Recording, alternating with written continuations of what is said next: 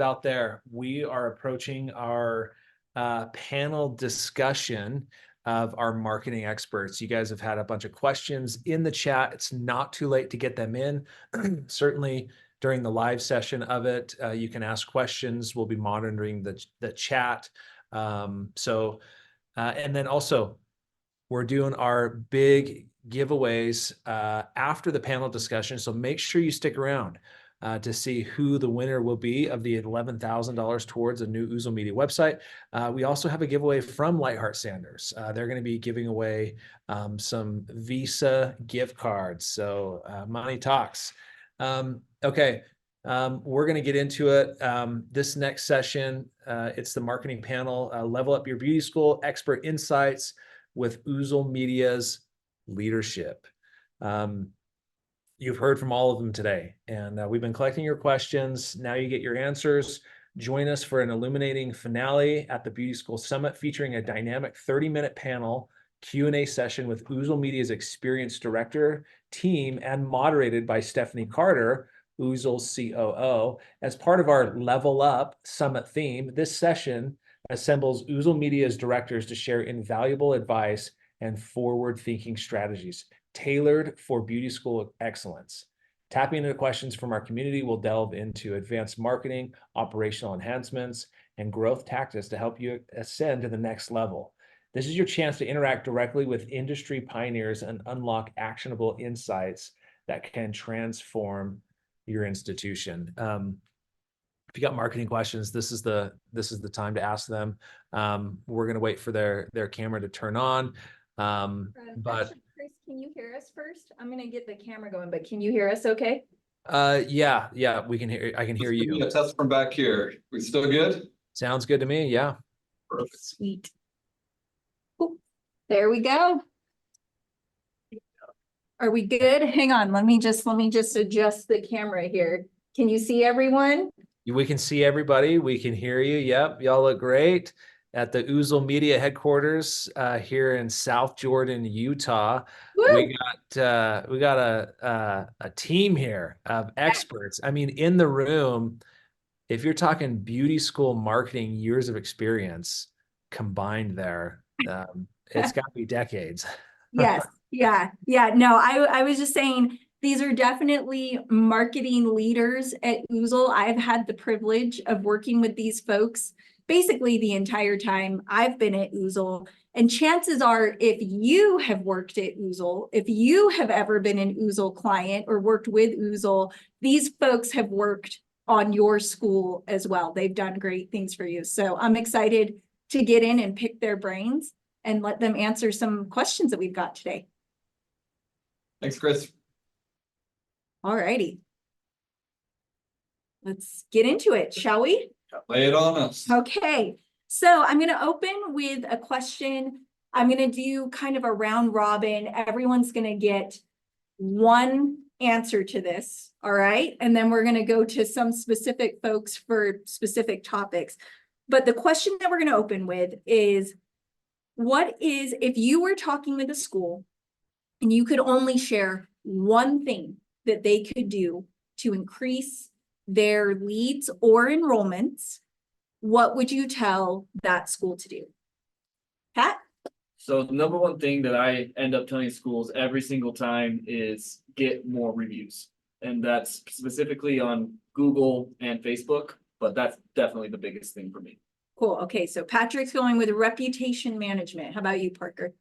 If I've got an urgent need for leads tomorrow, I'm putting that in Google Ads. PPC, bottom of the funnel. I mean, hopefully I have a good website, but if I get one answer, it's going to Google Ads. Turn on those ads. Yep. Dave? Yeah, I might be biased because I'm a Google Ads person, but I would have to say I agree with Parker on that one. Okay, we've got 2 Google Ads, If there's folks. a need for speed, Google Ads. Otherwise, I think Patrick's answer is also my second answer. Cool. Okay, Chelsea? I think all of our answers are probably in the Google Ads area, but I would say Facebook and Instagram ads. Cool. Me. Yeah. Yep, that makes sense. Definitely. What about you, Becky? If you can't literally get a form on your website, if they can't submit their information at all, you're not going to get a lead. Okay, I'm gonna take a minute here to climb on my own soapbox. Y'all, it is 2024. If you don't have a form above the fold, what are you doing? What are you doing? Also, if your website doesn't work well on mobile, what are you doing? I totally agree. Amen to that, Becky. Steph, I'll just add real quick to the room. The questions we're asking, we've been collecting throughout the day.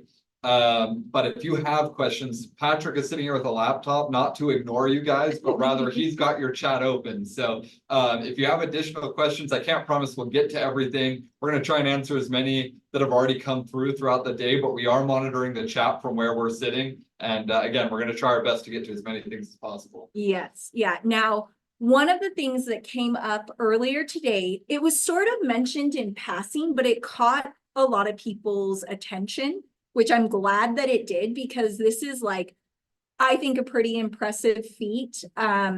You know, as a digital marketing agency, of course, we have been at the forefront of discussing how is AI going to change things? How is AI going to impact our own work that we do as digital marketers? The Oozle team has been fantastic about embracing AI, incorporating it.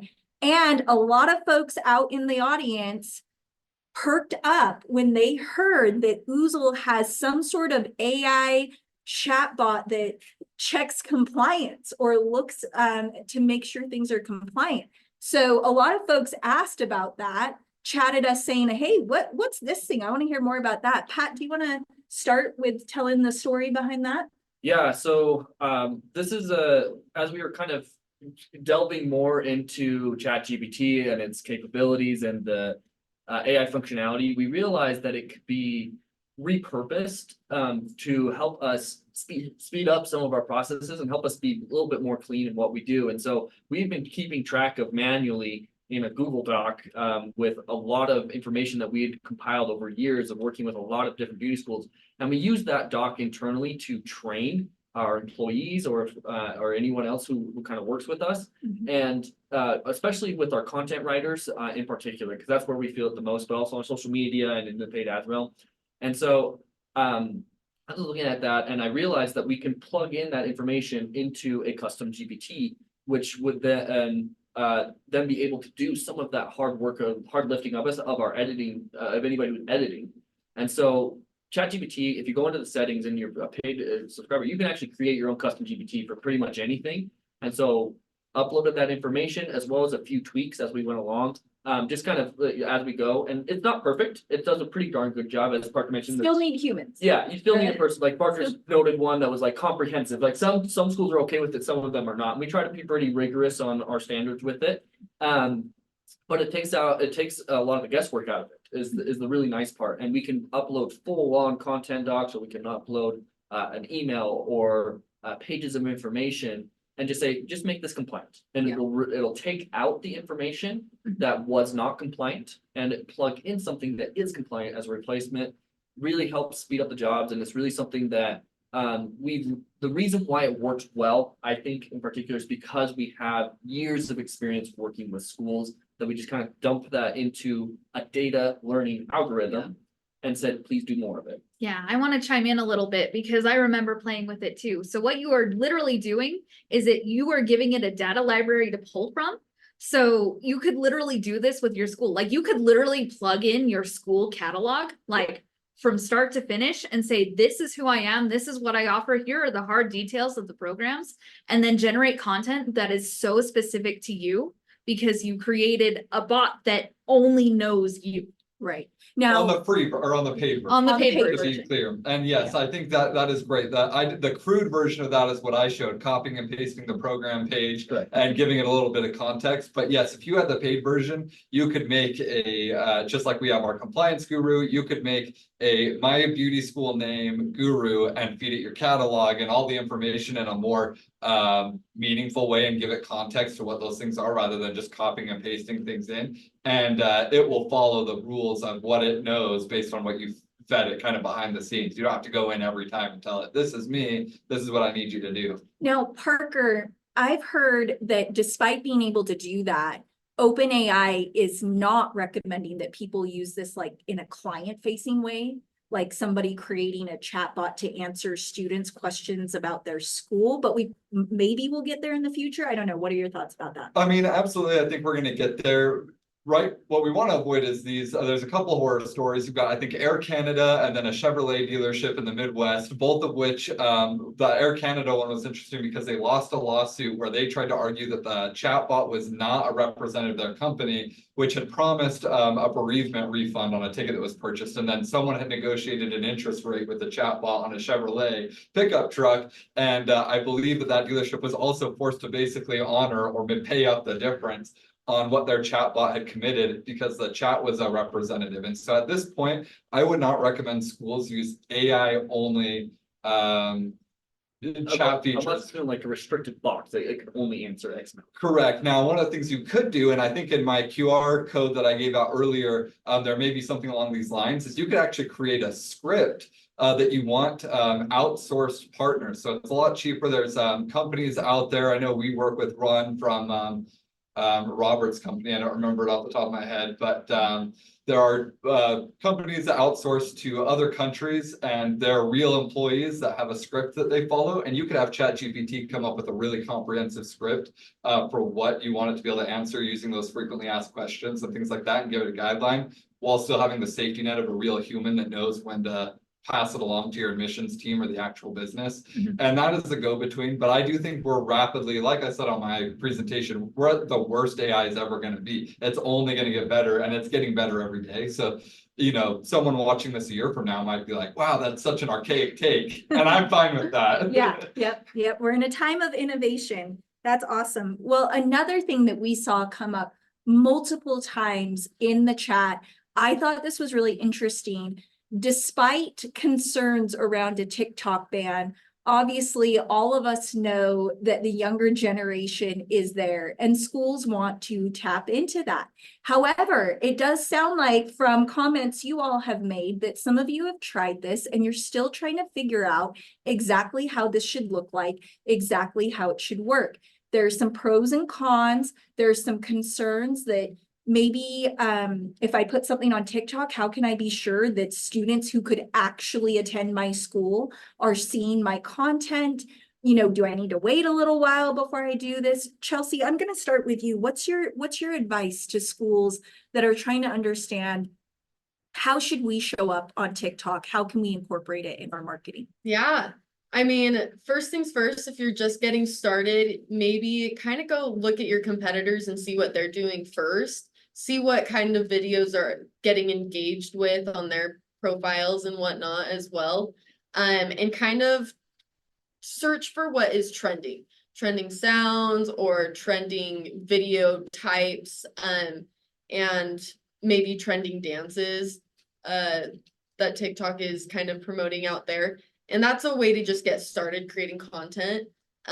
There is not necessarily a wrong answer, because if you post a video that doesn't get engagement, but then you post a video that gets a ton of engagement, then just get rid of the other video. It's all about A/B testing, and you're not going to find what works for your specific business until you get started. So you got to just start. Yes, shop. You got to start shooting content, B-roll, keep that in your back pocket, and then as you go throughout your week or your month, you're kind of piecing things together and seeing how that works for your business. I do think that maybe every two videos should have some sort of call to action, because we are businesses and we want people to take some kind of action with us, whether it's just engaging with our videos through shares or comments or likes, or if we want them to go visit our website, we should be posting some kind of call to action every so often. Don't be scared to say, come in for a tour. Yeah. Don't do it every video, but don't be afraid Yes. of the call to action. Yeah. And then it sounds like if you want to have more control over what audience is seeing you, you got to pay to play. Right? Absolutely. I think the algorithms on social media platforms are getting better at organically targeting people based off of the things that they're interacting with, both on TikTok, Instagram, Facebook. But you're not going to guarantee that, say, people in Utah are going to see Oozle Media on TikTok. We're not going to guarantee that.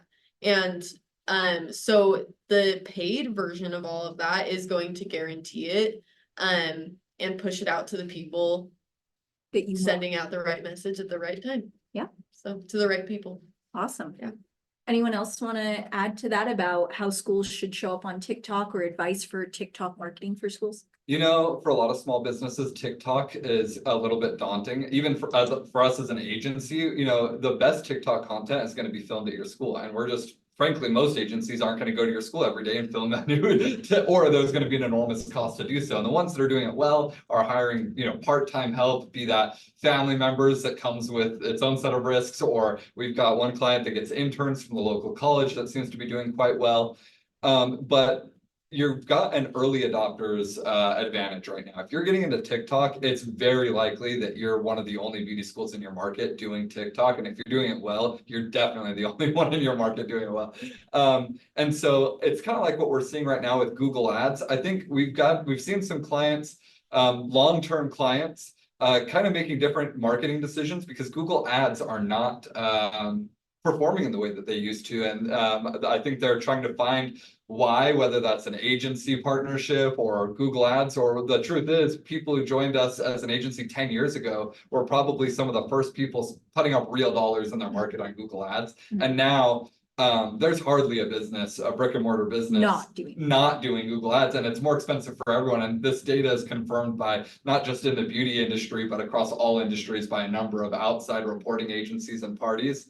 And I think TikTok's going to be that way right now. I think it's cheap eyeballs. I think you're going to be one of the only people in your space paying for those eyeballs, making that much cheaper. And I wouldn't be surprised if in 4 or 5 years, TikTok is still around. If a lot of your competitors are also now moving into it and you're not seeing the same ROI. So you do kind of have to pick and choose your battles. I know when other platforms have been rolled out, people have invested a lot of time in them only for those platforms to fizzle out. TikTok seems like, barring any legislation, it's here to stay. They've got a really deep-rooted user base. Thank you, David.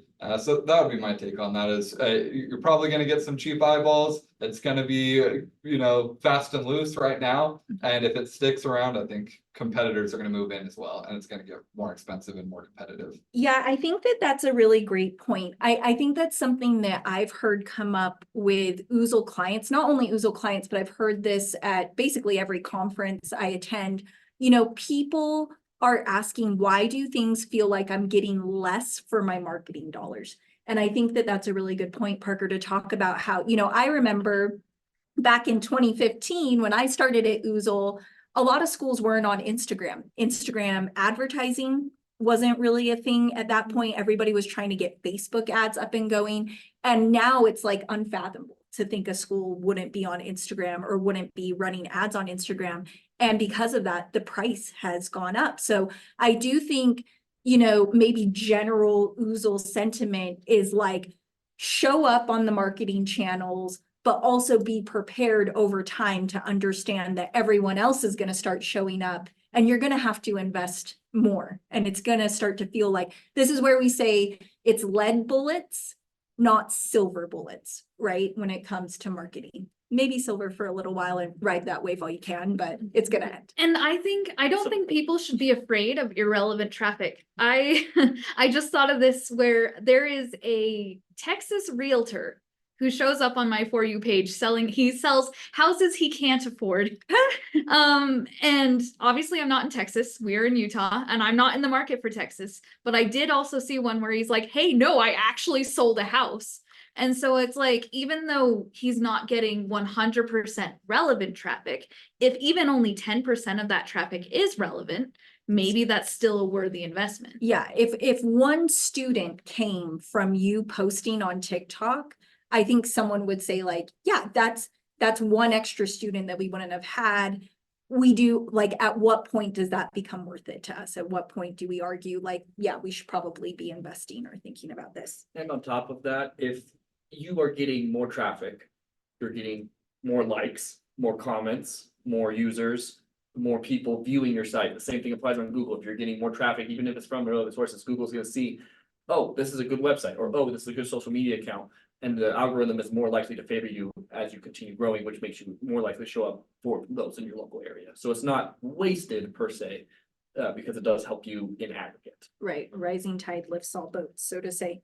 Becky, what is a mistake that you see on beauty school website? I know you brought up a form, right? We talked about like, have a form, have it above the page. What are some other mistakes that you've seen beauty schools make with their websites that feels important for folks to go back and evaluate their own websites on? I would say the biggest thing that I run into is that sites are hard to navigate.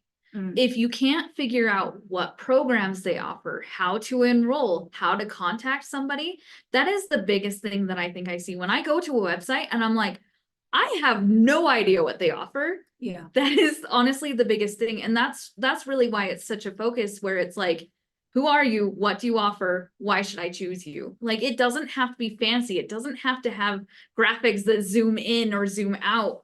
What it really needs to be is that someone needs to go to your website and say, I know who you are. I know what to do, what action to take on this website. Right. And I think something that has surprised me is how often people get scared of feeling the same, like in terms of using the same language, like maybe in a navigation bar, something like that. But it's like, there's a user expectation for websites. If I walk into somebody's house and I walk into the master bathroom, that's confusing. And if it's not called the master bathroom and it's called the kitchen or like the place where we get clean, that like, it's just a little bit odd. So I think there's some aspect of like, there's a level of it's okay to be like everyone else in your website. So websites are very similar to any other, like, think about if you're using Microsoft Word, you know what icons mean. There's this weird language that you go, I know that floppy disk means I'm going to save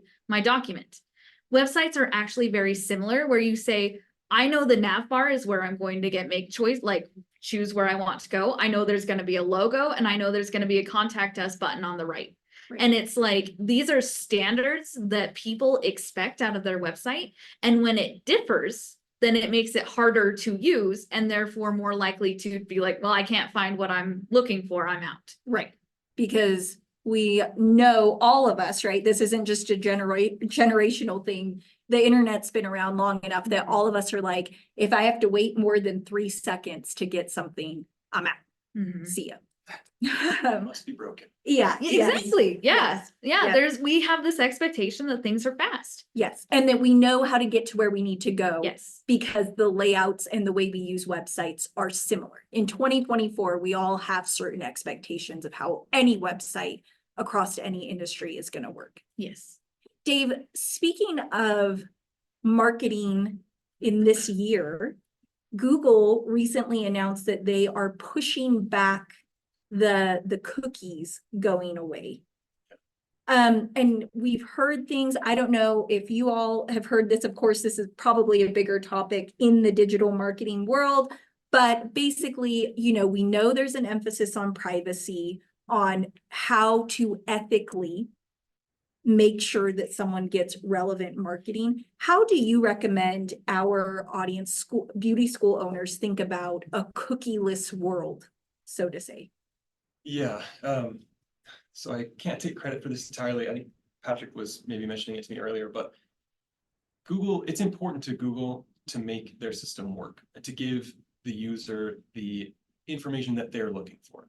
So if the cookie goes away, which if you don't know what cookies are, it's basically a little piece of data that follows you around and keeps track of what you do, in theory, to make sure that you get the most relevant stuff on Google or ads or whatever.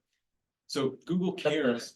Half full glass. Yeah, glass half full, optimistic, optimistic. But Google wants to serve you relevant information. And so if the cookie goes away, they'll find something else to replace it.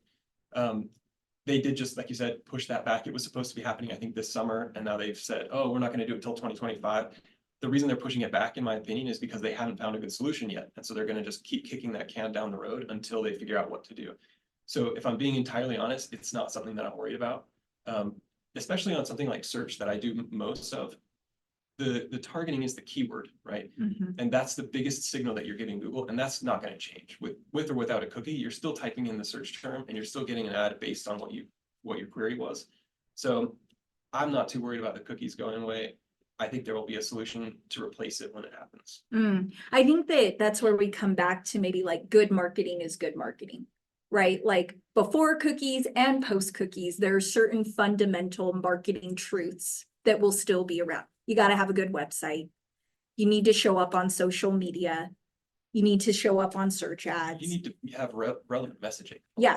And you have to be out there. People have to be able to find you. Easy to find, easy to buy, That's Be right? where your people are, as I said 4 times during my Yeah. speech today. Yep.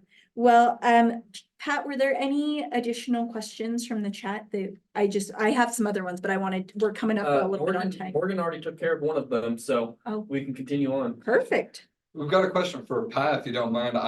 One of the folks on there, I promised behind the scenes, I don't think didn't Oh. chat with everyone, but they just wanted to know, and I think Pat might be equipped to answer this, but where they can find, or Becky, but where they can find information on Google standards. So what is Google looking for when it comes to SEO and websites? And then B, I think like compliance standards, but I believe they were implying more like ADA compliance and making sure your website was user friendly, Right. including for those that have disabilities, not necessarily compliance from a NACIS or Yeah, Department of because Education standpoint. there's a higher level of compliance that we still have to adhere to. There's like the beauty school industry compliance, and then Google has also said like there are best practices. And really, as people, we've decided, hey, we want things to be accessible, follow these best practices so everyone can have them. So Pat, where would a beauty school owner, where would they find this information so they can hold their dev team, marketing team Yep. kind of accountable? Yep, and yeah, so there's 2 places. So one is Google themselves. So developers.google.com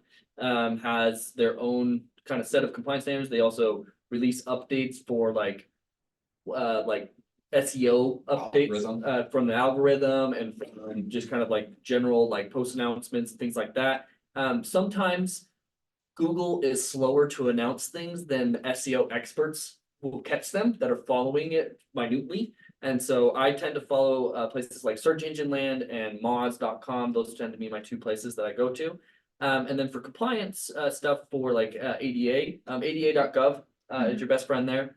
They've got a lot of guidance on there, and when it's updated, and so that is that is one of the best. Those are the 2 best places. Available resources. And I just put it in the chat, so you can find those 2 links in there. Okay. I would say like ADA wise, I would say the biggest things that I always think about are like color blindness, where it's like you don't want the button on your form to be close to the same color of your form, because then it'll blend in. The other thing, of course, is that we had alt text to images. Those are for screen readers, but it's also good for SEO. So it's like a win. Yeah. Double win there. Yeah. Okay, we're coming up on time, but I want to end with a question. I'm going to start with you, Parker, and then I think we can kind of touch around on everyone. Parker, what trends are you seeing in the industry for this year around marketing performance? Again, we've had people talk about things like, man, it feels like the seasonality this year hit a bit harder than other years. I know you've been paying attention to overall trends pre and post pandemic. Maybe you can speak a little bit of kind of your read on the situation. And then I would like everyone to share, maybe one thing that you see either coming up, a marketing prediction, or something that's happening in your channel that you think could be important for folks to know.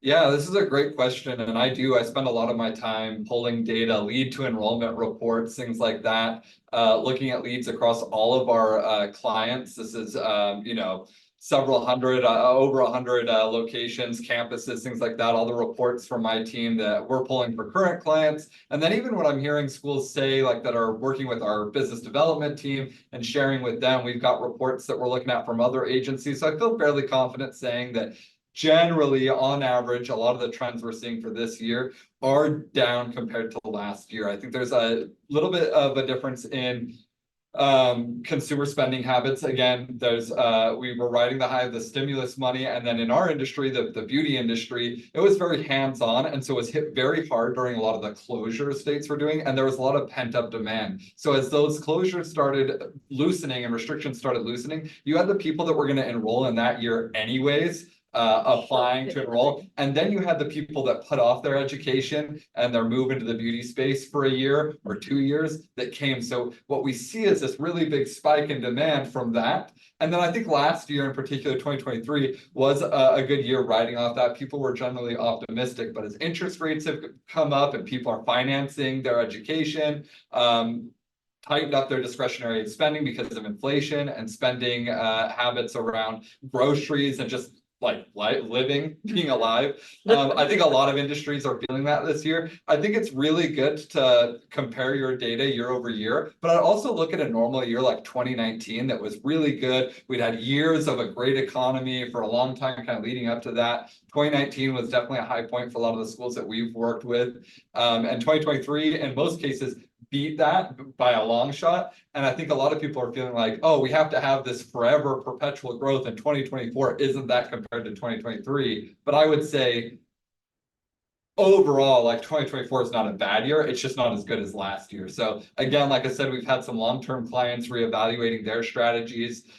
We've had even newer clients to the scene really investing for the first time, which is great. We've had a wave of people doing new websites and things like that from schools that I would normally say fall in a category that might not normally afford it or think they can afford it, because they're realizing, hey, if I'm not investing, not only am I losing out to inflation and everything like that, I'm just losing out to my own like lack of effort a little bit, like my own lack of investment rather.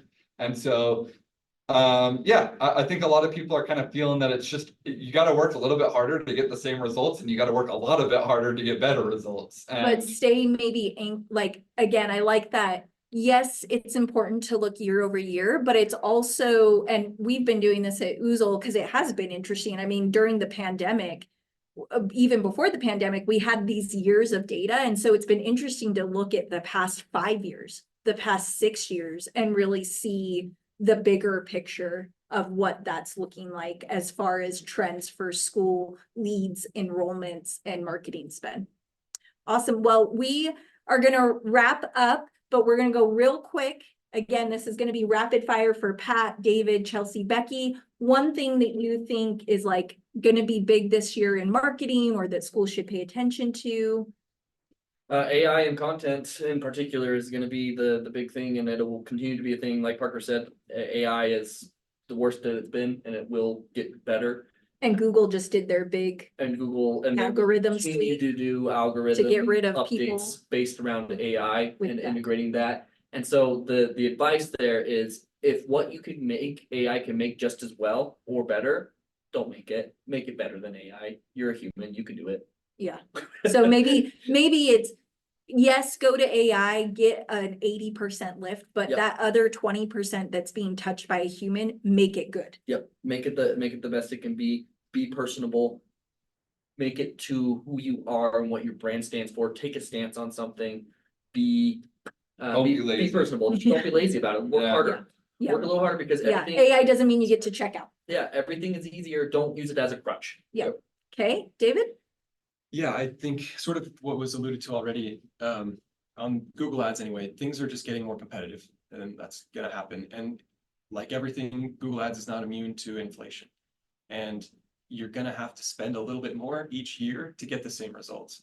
There are people out there who are spending the same amount on Google Ads every month that they've been spending for the last 3 years. And they shouldn't expect to see the same results year over year over year. They're gonna have to increase their spend to match what they were doing before. That's just the name of the game. Yeah, there's a Google angel sitting on my shoulder saying amen to that. Yeah. Chelsea? Yeah, well, I ditto everything that was said, but I'll tack on video advertising. Ooh. I think video advertising has been something that we've been pegged with for years, but more than ever, especially with TikTok and Instagram Reels, it's more prominent than ever, and we can. And accessible. Yes. And even if you don't have video B-roll, you can make slideshows that are just another moving picture on your screen. And I think that's something that people should really take advantage of at this point, and then repurposing it on the different platforms. Yeah, that I they're think- with. I think Oozle for years now, I mean, I think that this really became a turning point for us where we really actively started telling schools like, you can try and outsource all of your social media to us. Really where an agency is going to be best is helping you run the ads, helping you manage your budget, helping you make sure your targeting is right. But if you can create really good video content to then give to that agency to run with, that's a sweet spot, right? Absolutely. Becky? Yeah, I was gonna say, kind of going off yours, I think it's authenticity and community. I really think people are looking to get a real look inside Mhm. businesses and schools and see what they're really like. Right. Cause I talk about like, oh, your website needs to work. Realistically, I looked through and saw some really ugly websites that still ranked #1 in the local pack. Cause I really think it's getting people to talk about you and getting your brand known is what's going to have the biggest impact. And then the website's just there to make sure that they can do something Yeah. after they found you. A doorway to walk through. Yes. Well, everyone, thank you so much for being with us today. It has been a privilege and honor to do another year of the Beauty Summit for you all.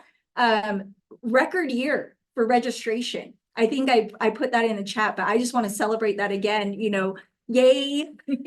We're all very excited, over 900 registrants. We are going to have some follow-up emails if you registered. I know a lot of people have also been chatting about how can I get recordings?